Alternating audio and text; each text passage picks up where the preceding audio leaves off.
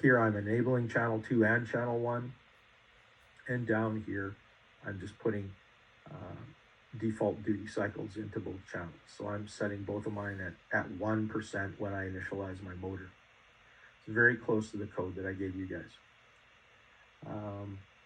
Notice I've got this little function down here called update motion that takes a bunch of arguments. You're going to see that getting called in just a second. So up here in main, here's where I initialize my motor system. And I know at this point, I've got PWM coming out on 2 channels and it's coming out at 1%. Here I call that update motion function. And 2 of the arguments, argument number 2 and argument number 4, these are speeds that I'm passing to my motors. I'm telling them what duty cycle I want. So the left motor is going to get a duty cycle of 50%.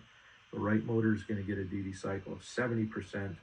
If you go in and look at Scopy, you can see that I've actually got my oscilloscope attached to both of my PWM outputs.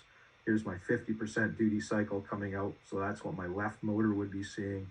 And here's the 70% duty cycle coming out. That's on a separate channel.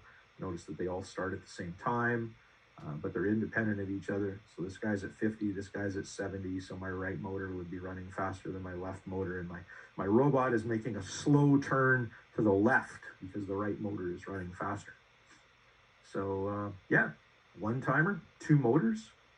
And you know, the easiest way to deal with that stuff is instead of, you know, fiddling around with, oh, I'm going to do this with the left one and do this with the right one, is just make yourself a function that when you want to change what your robot's doing, just make a function that says, I want the left motor to go forward, I want the right motor to go forward, and here's the speeds I want them to be going at. And if you want to do anything else, just call it with a different argument. So, you know, in my case, I come into that update motion and, you know, I'm parsing out what did I get for a command, blah, blah, blah.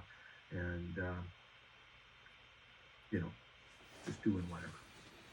Okay, so that is that. That is what you're doing for this last lab. So today is the 10th of March.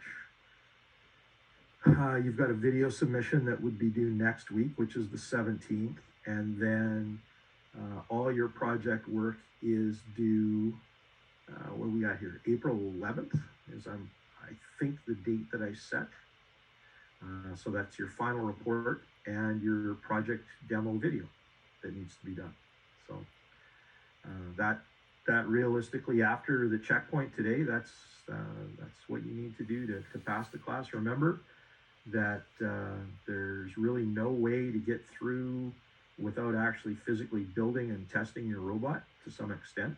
So there has to be construction, there has to be some programming, there has to be evidence of it in order for you to get through. So that's that. All right, and as I said, next week I'll be here around 8:30, and if you have questions, you know, you